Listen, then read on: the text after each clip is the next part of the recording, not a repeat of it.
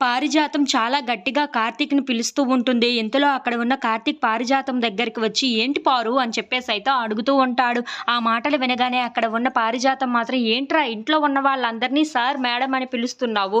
కానీ నన్ను మాత్రం పారు అని ఎందుకు పిలుస్తున్నావు?" అని చెప్పేసైతే అడుగుతూ ఉంటుంది. ఆ మాటలు వినగానే అక్కడ ఉన్న కార్తీక్ అయితే, "నేను ఈళ్ళందరి దగ్గర పని చేస్తున్నాను కాబట్టి వీళ్ళకి మేడం, సార్ అని పిలుస్తున్నాను. కానీ నిన్ను మాత్రం నా మనిషిలాగా చూసుకుంటున్నాను. అందుకే దానివి అని చెప్పి పారు అని పిలుస్తున్నాను. అందులో తప్పేముంది చెప్పు" అని చెప్పేసైతే అంటూ ఉంటాడు. ఆ మాటలు వినగానే అక్కడ ఉన్న పారిజాతం అయితే ఒక్కసారిగా షాక్ అయిపోయి, "అంటే నన్ను సార్, మేడం అని పిలవవా నువ్వు?" అని చెప్పేసైతే అంటూ ఉంటుంది. ఇంతలో అక్కడ ఉన్న కార్తీక్ మాత్రం, "మాలో ఒకదాన్ని ఎప్పుడైనా అలా పిలుస్తానా చెప్పు?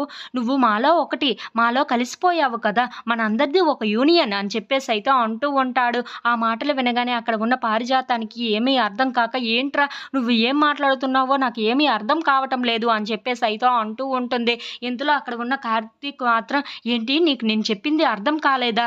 ఈ మాటలు 5థ్ క్లాస్ పాస్ అయిన వాడు చిన్న పిల్లాడి దగ్గరికి వెళ్లి మాట్లాడినా అర్థమవుతాయి. నీకెందుకు అర్థం కాలేదు? నాకు అర్థం కావటం లేదు. ఏం దీప నీకు అర్థమయిందా?" అని చెప్పేసైతే అడుగుతూ ఉంటాడు. ఇంతలో అక్కడ ఉన్న దీప అయితే, "నాకు అర్థమైంది బాబు" అని చెప్పేసైతే అంటూ ఉంటుంది. ఇంతలో అక్కడ ఉన్న పారిజాతాన్ని దీప చూసి, "మీరేం చదువుకున్నారండి?" అని చెప్పేసైతే అంటూ ఉంటుంది. ఆ మాటలు వినగానే అక్కడ ఉన్న పారిజాతం ఒక్కసారిగా షాక్ అయిపోయి, "నేనేం చదివాను? నేను జీవితాన్నే చదివాను" అని చెప్పేసైతే అంటూ ఉంటుంది. ఆ మాటలు వినగానే అక్కడ ఉన్న కార్తీక్ అయితే చాలా నవ్వుకుంటూ, "జీవితాన్నే చదివింది తెలుసా మా పారు. అందుకే మా యూనియన్ లీడర్ అయ్యింది. మరెందుకు అనుకున్నావేంటి?" అని చెప్పేసైతే అంటూ ఉంటాడు. ఆ మాటలు వినగానే అక్కడ ఉన్న దీప అయితే చాలా నవ్వుతూ ఉంటుంది. ఇంతలో అక్కడ ఉన్న పారిజాతం మాత్రం కార్తీక్‌ని పిలిచి, "మన యూనియన్ పేరేంట్రా?" అని చెప్పేసైతే అడుగుతూ ఉంటుంది. ఆ మాటలు వినగానే అక్కడ ఉన్న కార్తీక్ అయితే, "తర్వాత చెప్తాను" అని చెప్పేసి అంటూ ఉంటాడు. ఆ మాటలన్నీ విని జ్యోత్స్నకైతే చాలా చిరాకు వస్తూ ఉంటుంది. ఇంతలో అక్కడ ఉన్న పారిజాతం మాత్రం, "నువ్వు నేను ఇక నుండి ఒకటేనా?" అని చెప్పేసైతే అడుగుతూ ఉంటుంది.